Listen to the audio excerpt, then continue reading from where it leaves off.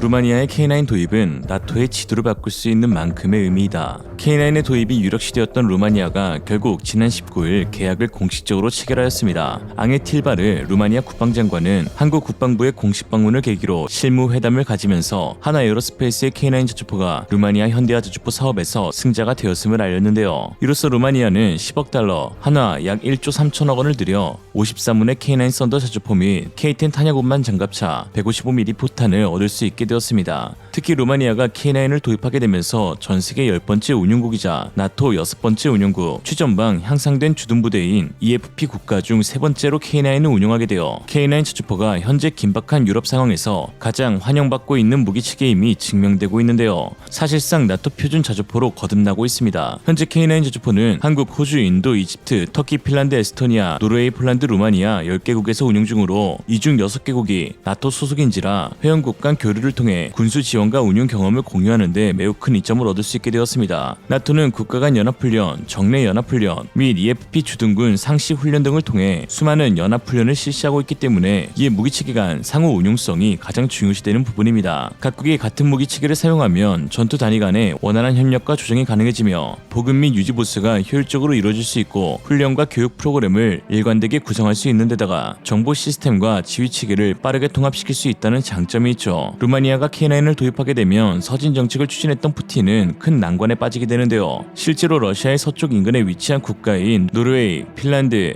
에스토니아, 폴란드, 루마니아, 터키가 K9 자주포를 운용하면서 견고한 방어전선을 구축하고 있어 사실상 러시아의 위협에 가장 큰 억지력을 발휘하는 것이 K9이 되고 있다는 평가입니다. 한편 최근 러시아의 푸틴 대통령은 북한을 방문하면서 양국 간 동맹관계를 28년 만에 복원시키는 짓을 벌였는데요. 특히 김정은과 푸틴은 협정을 통해 당사국 중 하나에 대한 침략이 발생할 경우 자기가 보유하고 있는 모든 수단으로 군사적 및 기타 원조를 상호 제공하는 조항을 합의해 자동 군사 개입으로 해석될 수 있는 여지를 남겼습니다. 북한과 한국과의 전쟁이 아직 끝나지 않은 상황에서 러시아의 이러한 개입은 충분히 한국에 대한 적대적 스탠스를 취하는 것으로 봐도 무방하죠. 특히 김정은은 푸틴에게 북한 최고 훈장인 김일성 훈장, 즉 김일성 도르를 수여하면서 러시아 최고급 리무진 아우루스로 극진히 푸틴을 모셨는데요. 해당 차의 번호판에는 6.25 전쟁 정전 협정일인 1953년 7월 27일이라는 숫자가 적혀 있었고 이로써 양국 관계를 6.25 전쟁 직후의 혈맹에 준하는 수준으로 끌어올렸다는 것을 알 수 있었습니다. 푸틴의 이러한 행동은 사실상 한국과 완벽히 척을 지겠다는 의미로 해석될 수 있는데 이는 현재 러시아 최전선에서 사용되고 있는 포탄의 대부분을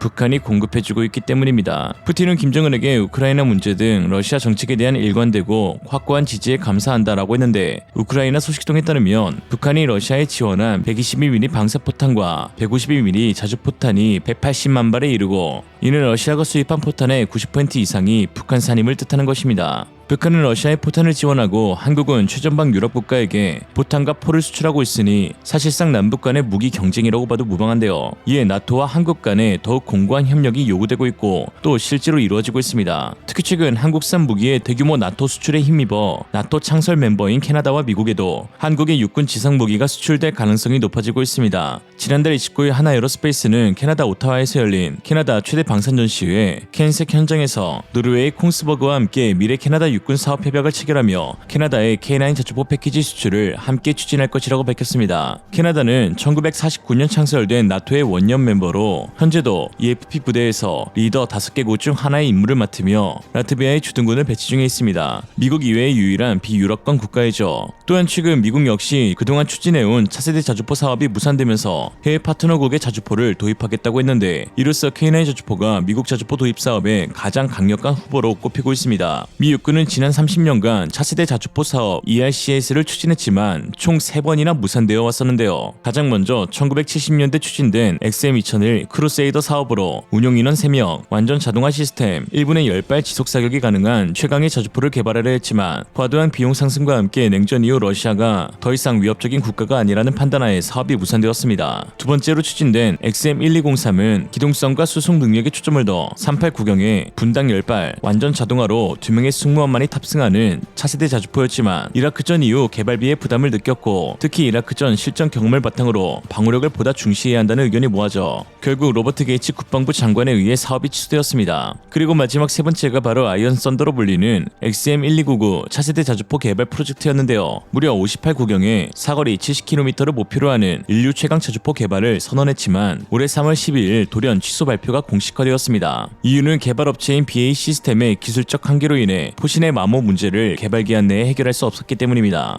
이에 브레이킹 디펜스에 따르면 미 육군은 ERCI에서 방향을 옮겨 해외 제품 도입을 타진 중으로 올 여름 가장 빠른 대안을 물색할 것이라고 했는데요. 여기에 한화가 K9 자주포를 내보내며 최근 사업 참여 의향서를 제출했는데 매체는 한화와 독일의 크라우스 마페이 베그만 그리고 BAE 시스템사가 강력한 삼축 경쟁 체제를 구축할 것이라고 밝혔습니다. 이런 생각 가운데 최근 놀라운 소식도 전해졌습니다. 한화 에어로스페이스의 USA 지사 존 켈리 CEO는 K9의 미국 진출 도전은 단순히 사업에 참여하는 데 의의가 있는 것이 아닌 실제 가장 강력한 유력 후보이자 현재 미 육군의 요구를 충족시킬 수 있는 유일한 업체가 한국의 한화인 데에 있다라고 했습니다. 그러면서 특히 한국 기술진들이 지니고 있는 직무 윤리에 대해서 극찬하면서 자신도 볼 때마다 한국인들의 일에 대한 태도는 놀랍게 느껴진다라고 했습니다. 존 켈리 CEO는 데파이로 리포트와의 라디오 팟캐스트에서 이와 같이 밝혔는데 주요 핵심 내용만 살펴보겠습니다. Welcome to the Defense and Aerospace Report. It is my pleasure to welcome to the program today John Kelly, the Chief Executive Officer of Hanwha Defense USA, the American arm of the South Korean defense giant that was founded in 1952 and has since grown to a $45 billion titan across air, land, sea, space, and unmanned systems. John is a defense industry veteran who helped grow BAE Systems over his 3 decades at the company to become one of America's leading defense contractors. And he plans to do exactly the same with Hanwha over the next decade. John, it's a pleasure to finally have you on the program. Thanks for joining us. John, many people are familiar with Hanwha's K9 Thunder self-propelled, modular communications equipment, undersea systems, unmanned vehicles. Hanwha also prides itself on being able to come into markets, build factories, and become almost immediate suppliers. That's certainly one of the reasons Poland picked Hanwha as a preferred supplier a few years ago.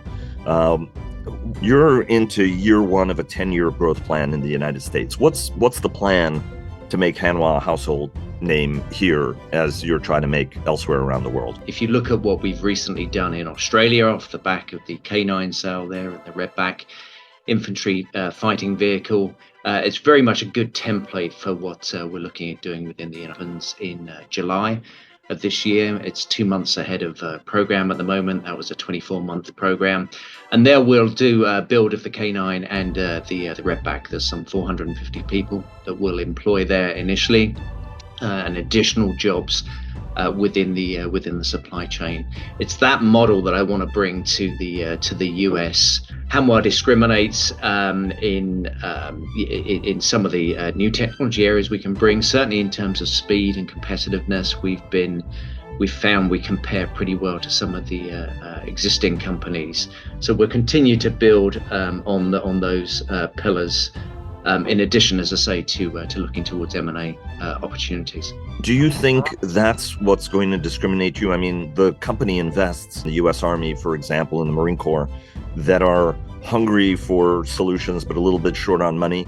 Do you think that that's what's going to give you a little bit of an edge here, and your willingness to partner and invest in facilities and the like in order to get programs off the ground? It's proven successful elsewhere. For us here, I think from the feedback we've had, certainly originally with Scottish Defence, and with Anduril now, is really our ability to lean forward hard into investment. To your point, my only baseline really is obviously what previously happened. We believe we could do that pretty quickly. In fact, we're expanding the facilities we have in Korea at the moment, so it's very topical to what the US is looking. And again, we have experience in manufacturing those, and setting up a US facility on that would be. We don't actually make metal parts for artillery. That's another Korean company. The common denominator seems to be about speed.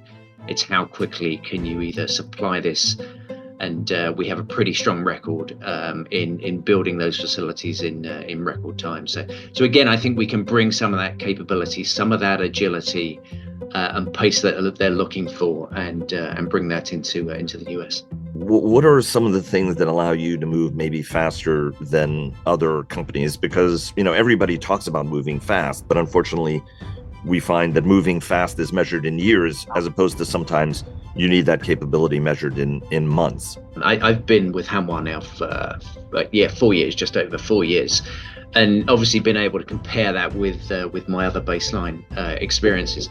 The Korean work ethic that flows through the company is really, really strong. That my Korean, not just my Korean colleagues, because the mix of the staff that we have now is both Korean expats and obviously US, and we have far more US than we do Korean expats.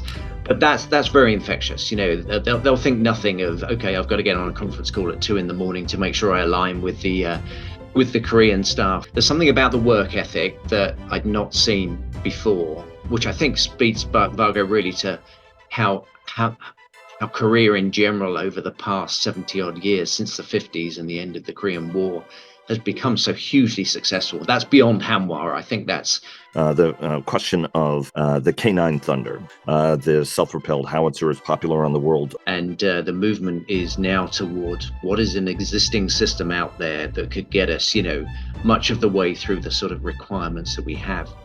And that's where I believe there is a strong interest in K9, initially around that IRCA requirement. Obviously, it's a 52 cal. That's how you get, your extension, and we're heading towards 70 kilometers out of a 52. The K9 system also has, the A1 is semi-automatic, so we can fire 6 to 8 rounds a minute. The A2, which we're just finishing off now, is 10 rounds a minute. So rate of fire is really important to the customer. As well, and we have significant automation in that to remove some of the load. I think the other area of appeal as well is growth. We have 4 tons of growth ability within the A1 system. So as you well know with these systems, there are various development and technology upgrades that want to happen to these systems. We have the ability to do that. If you look at the present system in place, it's given great service, of course, but you would argue even with the upgrades that they've done, the growth within that is limited. We have working with partners in Korea, so we have access to those rounds, in addition to already having experience and being qualified on many of the US rounds. As you'll probably recall, back in Yuma, September 22, we brought over the K9 and we K10. We did extensive demos there, shoot and scoot, rate of fire. We worked with GDOTS on the XM1113 wrap round, and did some successful fires on that.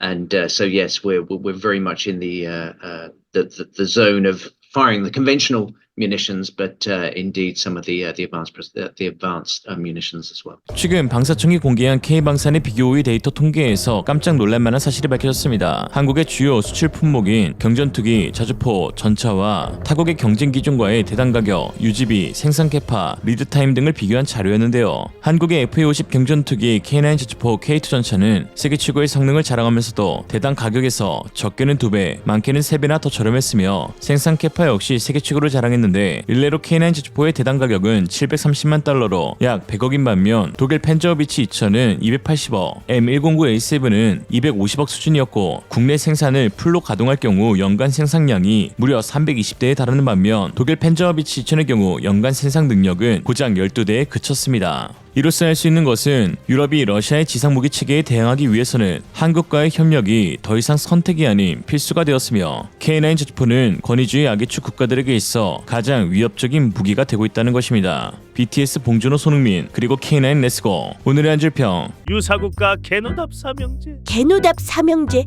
나 푸틴 군사력 세계 2위인데 북한의 포탄고. 난 시진핑. 한국도 내꺼, 대만도 내꺼, 남중국해도 내꺼. 넌 김정은? 오늘 저녁 뭐 먹지? 이생으로 리얼리즘이었습니다. 여러분의 생각은 어떠신가요? 현명하고 지혜로운 여러분의 의견을 지금 댓글에 남겨주세요. 감사합니다.